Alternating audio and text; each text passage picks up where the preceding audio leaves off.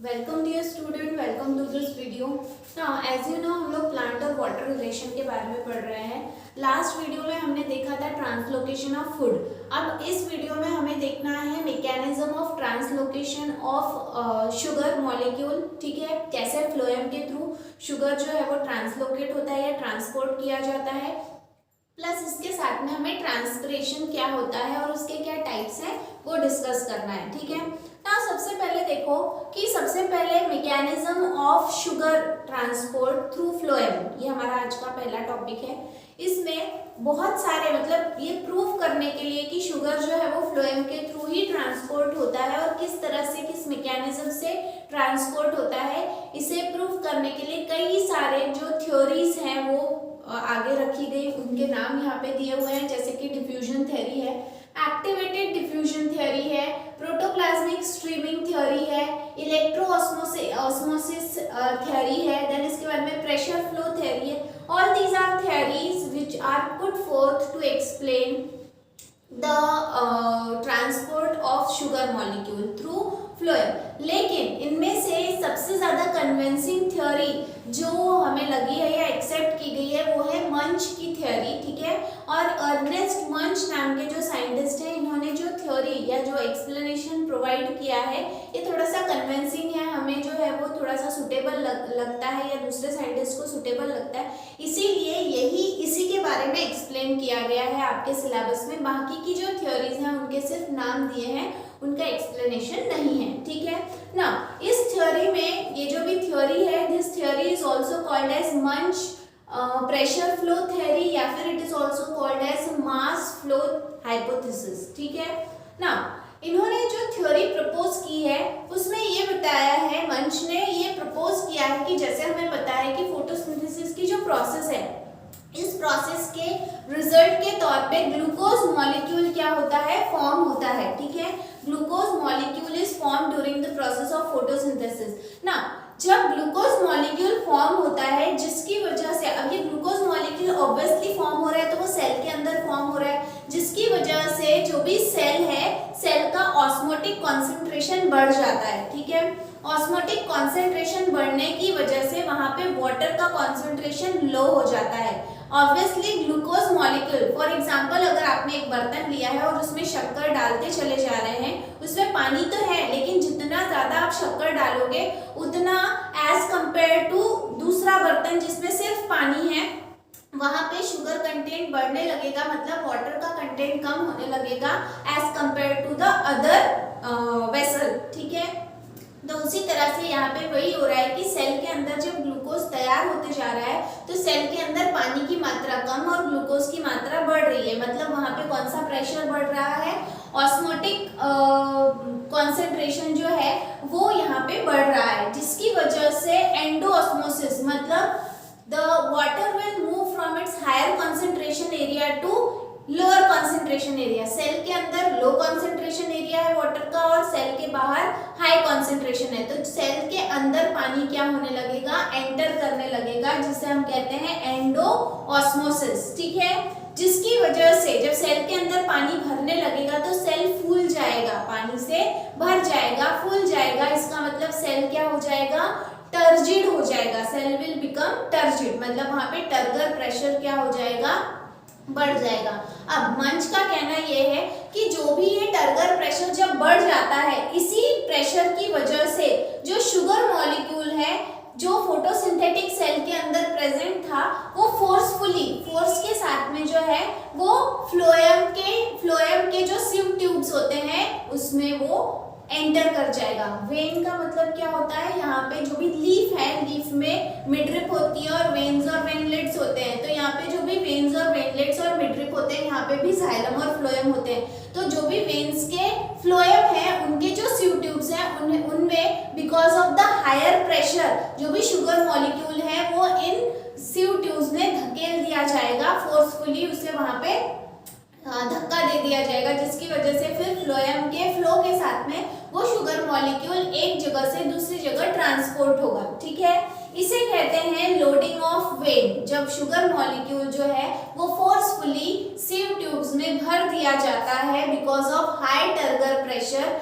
या फिर because of endosmosis, तो उसकी वजह से जो भी वेन्स हैं उनमें शुगर चला जाएगा, इसीलिए उसे कहा है लोडिंग ऑफ वेन। अब जब सेल के अंदर से शुगर बाहर चला गया तो सेल में फिर से शुगर की कमी हो गई। शुगर की कमी हो गई मतलब वहां पे ऑस्मोटिक कॉन्सेंट्रेशन लो हो गया और वाटर कॉन्सेंट्रेशन क्या हो गया, बढ़ गया, जिसकी वजह से अब सेल के अंदर वाटर का कॉन्सेंट्रेशन ज्यादा और सेल के बाहर वाटर का कॉन्सेंट्रेशन कम हो गया, क्योंकि बाहर का जो है वो कहाँ आ गया था, सेल में। इसकी वजह से अब क्या होगा, एक्सोऑस्मोसिस। इसकी वजह से अब क्या होगा, एक्सोऑस्मोसिस, मतलब पानी जो अंदर था वो अंदर से कहाँ जाएगा, बाहर की तरफ जाएगा। ठीक है, मतलब water will move from higher concentration area to lower concentration area, from the cell to outside the cell. ठीक है ना, ये सब जो है, ये सब की प्रोसेस में जो सिंक मतलब जहाँ पे ये फूड पहुंचाना है, ठीक है, तो रूट सेल्स जो है वहां तक ये पहुंचाया जा रहा है। रूट सेल्स को भी एनर्जी की जरूरत है, तो वो शुगर को क्या कर लेंगे, कंज्यूम कर लेंगे। शुगर को कंज्यूम करने की वजह से वहां पे शुगर कॉन्सेंट्रेशन कम हो जाएगा और वाटर कॉन्सेंट्रेशन बढ़ जाएगा। As we know, root are the main organ जहां से वाटर एब्जॉर्ब होता है, इसीलिए वाटर का concentration as compare to other cell root में ज्यादा रहेगा, क्योंकि उन्होंने शुगर को कंज्यूम कर लिया है। ठीक है, और जो बचा हुआ एक्सेस शुगर है, ज्यादा का जो शुगर है, उसे किसमें कन्वर्ट कर देंगे, वो स्टार्च, जिसकी वजह से एक्सोऑस्मोसिस होगा, क्योंकि सेल में पानी भरपूर है। ठीक है, जिसकी वजह से अब सेल में से पानी जब बाहर चला गया तो यहाँ पे टर्गर प्रेशर क्या हो गया, कम हो गया, टर्जिडिटी कम हो गई। सेल जो फूला हुआ था पानी भरने की वजह से वो क्या हो जाएगा, सिकुड़ जाएगा, क्योंकि पानी अब बाहर जा चुका है। मतलब cell will become flaccid. Cell क्या बन जाएगा,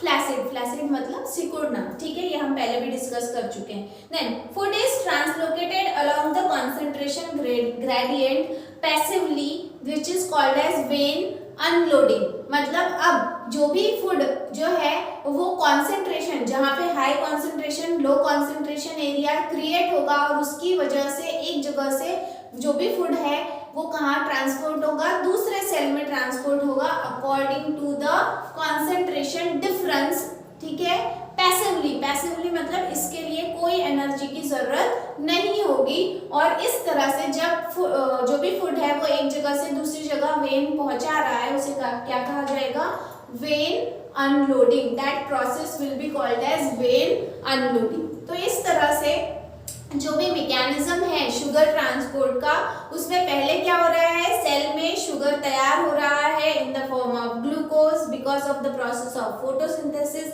जिसकी वजह से पानी का कॉन्सेंट्रेशन कम और ग्लूकोज का कॉन्सेंट्रेशन ज़्यादा हो रहा है, जिसकी वजह से पानी बाहर से अंदर की तरफ मूव करेगा। पानी अंदर आने की वजह से सेल फूल जाएगा। सेल फूलने की वजह से एक प्रेशर क्रिएट होगा जिसे हम टर्गर प्रेशर कहते हैं। इस प्रेशर के तहत जो भी शुगर मॉलिक्यूल है वो सेल से बाहर, जो फोटोसिंथेटिक सेल्स है उनसे बाहर पुश किया जाएगा। पुश करके वो कहाँ चला जाएगा, वेन के जो भी सीव सेल्स है या सीव ट्यूब्स है वहां पे चला जाएगा, which is called as vein loading. जब जो भी शुगर है वो रूट सेल तक पहुंचाया जाएगा एट द सिंक, तो रूट सेल उस शुगर का इस्तेमाल करेंगे, कंज्यूम करेंगे, क्योंकि इट नीड एनर्जी और एनर्जी के लिए वो उस शुगर मॉलिक्यूल का इस्तेमाल करेंगे, जिसकी वजह से शुगर का कॉन्सेंट्रेशन कम और पानी का कॉन्सेंट्रेशन बढ़ जाएगा। मतलब ऑस्मोटिक कॉन्सेंट्रेशन वहां पे कम हो जाएगा और इसकी वजह से पानी अंदर से बाहर जाने लगेगा। जब पानी अंदर से बाहर जाने लगेगा तो सेल सिकुड़ जाएगा और टर्गर प्रेशर क्या हो जाएगा, कम हो जाएगा। ऐसे करते करते ही हर एक सेल में फूड ट्रांसलोकेट किया जाता है फ्रॉम वेन टू वेन या फिर from vein to other cells. इससे कहते हैं वेन अनलोडिंग। इस तरह से mechanism of transport of sugar is explained by Munch. Ernest Munch नाम के साइंटिस्ट ने इसे एक्सप्लेन किया है। बट इनकी थ्योरी का एक सबसे बड़ा ऑब्जेक्शन ये है कि इन्होंने जो है वो ऊपर लीफ से फूड कहाँ जा रहा है या शुगर मॉलिक्यूल कहाँ जा रहा है, रूट तक जा रहा है, ये एक्सप्लेन किया है। लेकिन जैसे कि हम पहले भी डिस्कस कर चुके हैं कि जो भी ट्रांसलोकेशन होता है फूड का वो दोनों मतलब वर्टिकली अगर हम देखें तो वो ऊपर अपवर्ड भी होता है और डाउनवर्ड भी होता है। यहाँ पे एक्सप्लेनेशन सिर्फ डाउनवर्ड का है, अपवर्ड का नहीं है। तो उन्होंने बाय डायरेक्शनल ट्रांसपोर्ट एक्सप्लेन नहीं किया, ये सबसे बड़ा इसका क्या है, ड्रॉबैक है, ठीक है। देन तो यहाँ पे ये जो भी मैकेनिज्म है which is explain by Ernest Munch, ये यहाँ पे खत्म होता है। इसके बाद में प्लांट का बहुत ही इम्पोर्टेंट प्रोसेस जो प्लांट में कैरी आउट होता है वो है ट्रांसपिरेशन। नाउ ट्रांसपिरेशन जनरली अगर हम ट्रांसपिरेशन की बात करें तो सबको यही पता है कि ट्रांसपिरेशन का मतलब होता है the loss of water in the form of water vapour, ठीक है ना। ट्रांसपिरेशन जो है ये प्रोसेस क्यों जरूरी है, ये हम ट्रांसपिरेशन पुल थ्योरी में पढ़ चुके हैं, ठीक है, या फिर कोहेजन टेंशन थ्योरी जिसे कहते हैं। इस थ्योरी में हम ट्रांसपिरेशन का महत्व, इंपॉर्टेंस पढ़ चुके हैं, ठीक है। अब हमें ट्रांसपिरेशन की प्रोसेस के बारे में डिस्कस करना है। जितना भी पानी अवेलेबल या रूट एब्जॉर्ब करती है उसमें से मात्र 5% मतलब हार्डली 5% पूरा वाटर जो है वो रूट एब्जॉर्ब कर पाता है, ठीक है। और एब्जॉर्ब करने मतलब एब्जॉर्ब जितना वो कर रहा है उसमें से 5% ही जो है वो यूटिलाइज होता है। यूटिलाइज मतलब सेल इस्तेमाल करते हैं for the process of photosynthesis, ठीक है। सेल के एक्सपांशन के लिए और प्लांट के ग्रोथ के लिए जो भी जरूरी पानी है वो सिर्फ कितना इस्तेमाल होता है, ओनली 5%। अब 100% जो भी रूट वाटर एब्जॉर्ब कर रही है उसमें से 5% अगर सेल एक्टिविटी के लिए इस्तेमाल हो रहा है तो जो बचा हुआ 95% पानी है, ये 95% वाटर इज लॉस्ट। जो भी 95% वाटर है वो प्लांट के बॉडी से लूज हो जाता है, प्लांट उसे लूज कर देता है, वो लूज हो जाता है by the process of transpiration through its aerial part. उसके हवा में जो भी पार्ट्स हैं प्लांट के उसके द्वारा बचा हुआ 95% पानी जो है वो वहां से निकल जाता है, प्लांट बॉडी से लूज हो जाता है, ठीक है ना। 1% ऑफ सरप्लस, ये जो भी अब यहाँ पे जो बात कर रहे हैं हम कि कितना पानी जो है वो यूज हो रहा है, कितना लॉस हो रहा है। अब इसमें से जो 95% वाटर लूज होता है उसमें से अबाउट 1% सरप्लस वाटर मतलब एक्स्ट्रा वाटर, ठीक है। 1% of surplus water is lost in the form of liquid. देखो पानी जो प्लांट से लूज होता है वो दोनों टाइप में होता है, एक गैसियस फॉर्म में और एक लिक्विड फॉर्म में। लिक्विड फॉर्म में जो पानी लूज होता है वो 1% ऑफ वाटर होता है आउट ऑफ 95%, ठीक है। 95% में से 1% वाटर जो है वो लिक्विड के फॉर्म में लूज होता है और इस लिक्विड फॉर्म में लूज होना वाटर का that process is called as guttation. उसे क्या कहा जाता है, गटेशन। तो गटेशन क्या है, the loss of water in the form of liquid is called as guttation. इसके बाद में दूसरा, the loss of water in the form of water vapour, पानी का loss in the form of water vapour. वाष्पीकरण में जो पानी जो है लॉस होता है उसे कहा जाता है क्या, transpiration. That process is called as what, transpiration. अब ट्रांसपिरेशन के लिए यहाँ पे स्पेशल ऑर्गन्स बनाए गए हैं, स्पेशल सेल, ऑर्गन नहीं बोलेंगे हम, स्पेशल सेल्स प्रेजेंट होते हैं जो हम सभी को पता है। They are called as small pore like structure which is stomata, ठीक है। दो stomatas are also called as hydathodes, ठीक है। इन्हें हाइडोथोड्स या फिर स्टोमेटा कहा जाता है। तो जैसे मैंने आपको बताया कि 95% जो पानी है वो लॉस हो जाता है प्लांट के बॉडी में से। वो दो प्रकार से लॉस होता है, एक तो लिक्विड फॉर्म में या फिर गैसियस फॉर्म में। लिक्विड फॉर्म में सिर्फ 1% लॉस होता है और उस प्रक्रिया को गटेशन कहते हैं। वहीं वेपर के फॉर्म में जो लॉस होता है उसे ट्रांसपिरेशन कहते हैं। और ट्रांसपिरेशन के लिए स्पेशल सेल्स प्लांट में अवेलेबल है एंड दो cells are called as stomata या फिर हाइडोथोड्स, ठीक है। देन इसके बाद में ट्रांसपिरेशन की जो प्रोसेस है, जैसे कि हमें पता है कि ट्रांसपिरेशन की प्रोसेस के लिए स्टोमेटा रिस्पॉन्सिबल है और स्टोमेटा सबसे ज्यादा लीफ के ऊपर पाए जाते हैं, ठीक है। लीफ के द्वारा होने वाला जो ट्रांसपिरेशन होता है that is called as foliar transpiration, क्योंकि लीफ का दूसरा नाम है फॉलिएज लीफ। दो प्रकार की लीफ होती है, एक स्केली लीफ और दूसरा है फॉलिएज लीफ। स्केली लीव्स मतलब जो कांटे की तरह होती है, या फिर आप मछली के ऊपर जो स्केल्स होते हैं इसकी तरह दिखता है, उसे स्केली लीव्स कहते हैं। लेकिन जो हरा पत्ता फ्लैट होता है, बड़ा होता है, that is called as foliage leaf. तो यहाँ पे जो फ्लैट लीफ होती है इससे होने वाला जो ट्रांसपिरेशन है उसे क्या कहा जाता है? Foliar transpiration. ठीक है ना, ये तो हो गया लीफ के बारे में। लेकिन क्या ट्रांसपिरेशन सिर्फ और सिर्फ लीफ से ही होता है? तो इसका आंसर है नो। ट्रांसपिरेशन के लिए तीन ऐसे स्ट्रक्चर्स हैं प्लांट में अवेलेबल। प्लांट में तीन ऐसे स्ट्रक्चर होते हैं जहां से ट्रांसपिरेशन होता है, and according to the position या अकॉर्डिंग टू द स्ट्रक्चर उसे जो है वो तीन कैटेगरी में डिवाइड किया गया है। तो वही हमें आगे डिस्कस करना है कि three main site of transpiration.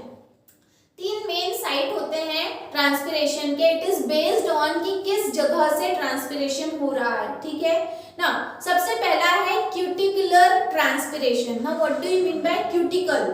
जो भी पत्तियां होती हैं या प्लांट का पूरा पार्ट होता है, बॉडी पार्ट होता है, उसके ऊपर एक वैक्सी लेयर, वैक्स की लेयर होती है, कोट होती है, जिसे क्यूटिकल कहते हैं। ठीक है, ये cuticle excess loss of water बचाने के लिए प्लांट के बॉडी के ऊपर होती है। ज्यादातर जो जीरोफाइट्स होते हैं, जीरोफाइट मतलब जो पानी के कमी वाले एरिया में ग्रो हो रहे हैं, जिन्हें अपने शरीर का पानी बचाना है, ठीक है, तो वो पानी बचाने के लिए अपने पूरे मतलब उन्होंने मॉडिफिकेशन किया है कि उनका पूरा शरीर, पूरा बॉडी है जो एक लेयर से कवर होगा जो वैक्स से बना हुआ है। जैसे हमें पता है कि वैक्स जो है वो एक इंसुलेटर का काम करता है, वहां से पानी आर पार नहीं जा सकता।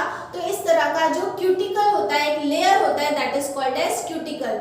क्यूटिकल में से भी वाटर लॉस होता है, लेकिन इसमें कितना वाटर लॉस होता है? Only 8 to 10%। जितना भी 95% है उसमें से 8 to 10% जो वाटर लॉस हो रहा है through transpiration through cuticle is 8 to 10%। Cuticle द्वारा सिर्फ 8 से 10% ही पानी यहाँ से लॉस होता है। ठीक है ना, जो भी ये इस प्रकार का जो ट्रांसपिरेशन है ये दिन भर होता है, मतलब थ्रू आउट द डे, दिन के समय में ही कैरी आउट होता है और पूरा दिन के समय में ये जो है ट्रांसपिरेशन ये चलता रहता है। ठीक है ना, इसके बाद में जो भी रेट है, कितना मतलब कैसे पता चलेगा कि ट्रांसपिरेशन का रेट जो है वो कैसे बढ़ रहा है या कम हो रहा है? तो रेट ऑफ ट्रांसपिरेशन या cuticular transpiration is inversely proportional to the thickness.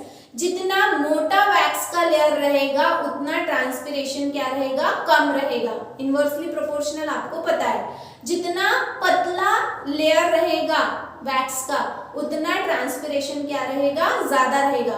Cuticle क्या है? ये एक वैक्सी लेयर है जो प्लांट के बॉडी के ऊपर या लीफ के सरफेस के ऊपर प्रेजेंट रहता है, जो ट्रांसपिरेशन के रेट को कम करने के लिए प्लांट अपने अंदर मॉडिफाई करते हैं। लेकिन यहाँ से भी वाटर लॉस होता है। 8 to 10% of water is loss through cuticular transpiration. Cuticle का जो थिकनेस है उससे इनवर्सली प्रोपोर्शनल होता है लॉस ऑफ वाटर। अगर थिकनेस ज्यादा रहेगा तो लॉस ऑफ वाटर कम होगा, और अगर थिकनेस पतला रहेगा तो लॉस ऑफ वाटर ज्यादा रहेगा। ये पहला टाइप है। दूसरा जो टाइप है दैट इज लेंटिकुलर ट्रांसपिरेशन। सबसे पहले लेंटिसेल्स क्या होते हैं? जैसे कि आपको पता होगा कि जो पेड़ प्लांट होता है, प्लांट के ऊपर में आपको बार्क नजर आता है। बार्क मतलब पेड़ के ऊपर का छिलका। ठीक है, आपने देखा होगा कि ये जो भी छिलका होता है इसके बीच में बहुत सारी गैप्स होती हैं। ठीक है, तो ये जो भी गैप्स होती हैं ये गैप को ही कहते हैं लेंटिसेल्स। ठीक है, जो भी पेड़ के ऊपर जो बार्क होता है, बार्क के बीच में गैप होती है, those gaps are called as lenticels. तो कुछ अमाउंट में वाटर जो है वो इन पोर्स से भी जो है वो उसका ट्रांसपिरेशन होता है। कितना होता है? 0.1 से लेके तो 1.0% of water is loss through lenticular transpiration. 0.1 से लेके तो 1.0% तक का जो पानी है वो लेंटिकुलर ट्रांसपिरेशन से लूज होता है। लेंटिसेल्स जैसे आपको बताया कि जो भी सरफेस होता है स्टेम का उसके ऊपर क्रैक्स होते हैं, वो क्रैक्स की वजह से छोटे छोटे पोर्स मतलब गड्ढे वहां पे तैयार होते हैं, उन्हें लेंटिसेल्स कहा जाता है और वहां से जो वाष्पीकरण होगा उसे कहा जाएगा लेंटिकुलर ट्रांसपिरेशन। ठीक है, जो सिर्फ 0.1 से लेके तो 1.0% तक ही कंट्रीब्यूट करता है in the process of transpiration. ठीक है, ये भी प्रोसेस जो है वो थ्रू आउट द डे, पूरे दिन भर ये प्रोसेस चलती है, लेकिन as compare to the other type, दूसरे प्रकार के कंपैरिजन में ये बहुत स्लो प्रोसेस है, मतलब यहाँ से पानी का लॉस बहुत ही धीरे धीरे होता है। एंड सबसे लास्ट वाला जो टाइप है that is stomatal transpiration. Now what do you mean by stomatal transpiration? सभी को पता है कि ज्यादातर ट्रांसपिरेशन का जो प्रोसेस है वो लीफ के द्वारा होता है, और लीफ के जो सेल्स होते हैं उसके सरफेस के ऊपर स्पेशलाइज्ड सेल्स वहां पे अवेलेबल है, जिन्हें हम क्या कहते हैं, those are called as stomata. उन्हें क्या कहा जाता है? स्टोमेटा कहा जाता है। ठीक है, ये जो भी स्टोमेटास हैं इनके गार्ड सेल्स होते हैं, और ये जो भी पोर लाइक स्ट्रक्चर है this is called as what? Stomata. जिन्हें कौन गार्ड कर रहा है? दो गार्ड सेल उसके ओपनिंग और क्लोजिंग को गार्ड करते हैं। ये हम देखने वाले हैं कैसे होता है। ठीक है, जो भी ये स्टोमेटा है ये सबसे ज्यादा कहाँ पे प्रेजेंट रहते हैं? लीव्स के ऊपर प्रेजेंट रहते हैं। ठीक है, और इन्हीं पोर्स के द्वारा ट्रांसपिरेशन होता है थ्रू स्टोमेटा। मतलब सबसे ज्यादा ट्रांसपिरेशन कहाँ से होता है? स्टोमेटा से होता है। About 90 to 93% of total water is lost in the form of vapour from stomata. Vapour के फॉर्म में 90 से लेके तो 93% का जो वाटर है वो स्टोमेटा के द्वारा लॉस होता है through the process of transpiration. ठीक है ना, occur during day time except in desert plant. जो भी ये प्रोसेस है ये दिन के समय में, मतलब जब तक के सूर्य का प्रकाश रहेगा, रोशनी रहेगी या फिर टेम्परेचर बढ़ा रहेगा, तब तक के ही जो है वो स्टोमेटा खुले रहते हैं दिन के समय में, क्योंकि रात के समय में स्टोमेटा बंद हो जाते हैं। इसीलिए स्टोमेटल ट्रांसपिरेशन स्ट्रिक्टली सिर्फ दिन में ही कैरी आउट होती है। सिर्फ एक्सेप्शन है किसमें? डेजर्ट प्लांट में। डेजर्ट प्लांट ही क्यों एक्सेप्शन है? क्योंकि डेजर्ट प्लांट उल्टी प्रक्रिया का, मतलब वहां पे उल्टी प्रक्रिया होती है, वो दिन के समय में स्टोमेटा बंद और रात के समय में स्टोमेटा खुले रखते हैं, इसीलिए वहां पे ट्रांसपिरेशन रात में होता है। वहीं बाकी के जो प्लांट्स हैं वो दिन के समय में स्टोमेटा खुले रखते हैं और रात में बंद। इसीलिए जो भी ट्रांसपिरेशन है, स्टोमेटल ट्रांसपिरेशन, वो इन प्लांट्स में दिन के समय में होता है as compare to desert plant. ठीक है, देन इसके बाद में जो भी स्टोमेटल ट्रांसपिरेशन है ये माना जाता है कि सबसे ज्यादा ट्रांसपिरेशन जो है वो स्टोमेटल ट्रांसपिरेशन से होता है। अभी जैसे मैंने आपको बताया कि लीफ के ऊपर स्टोमेटा प्रेजेंट रहते हैं, लेकिन लीफ के सरफेस के ऊपर उनका कहाँ पे डिस्ट्रीब्यूशन है उसके बेसिस पे ये 3 टाइप के हैं, मतलब डिस्ट्रीब्यूशन इज ऑफ 3 टाइप्स। तो category based on distribution of stomata on leaf surface. Leaf surface के ऊपर इनके कहाँ पे डिस्ट्रीब्यूशन है। सबसे पहला है इपीस्टोमेटिक। ठीक है, इपीस्टोमेटिक जो है इसका मतलब क्या है? ज्यादा से ज्यादा स्टोमेटा सरफेस के ऊपर है। लीफ का 2 सरफेस होता है, एक है डॉर्सल और दूसरा है वेंट्रल। डॉर्सल मतलब ऊपर का जो चिकना रहता है, शाइन करता है। वेंट्रल मतलब पीछे का जो हल्के कलर का होता है और शाइन नहीं करता। जहां पे ज्यादा से ज्यादा स्टोमेटा ऊपर की तरफ प्रेजेंट रहते हैं उस प्रकार के डिस्ट्रीब्यूशन को इपीस्टोमेटिक कहा जाता है। एग्जाम्पल है हाइड्रोफाइट लाइक लोटस। लोटस का जो प्लांट होता है उसकी पत्तियों के ऊपर वाले साइड में सबसे ज्यादा स्टोमेटा होते हैं, नीचे नहीं। ठीक है, या देन दूसरा है स्टोमेटिक।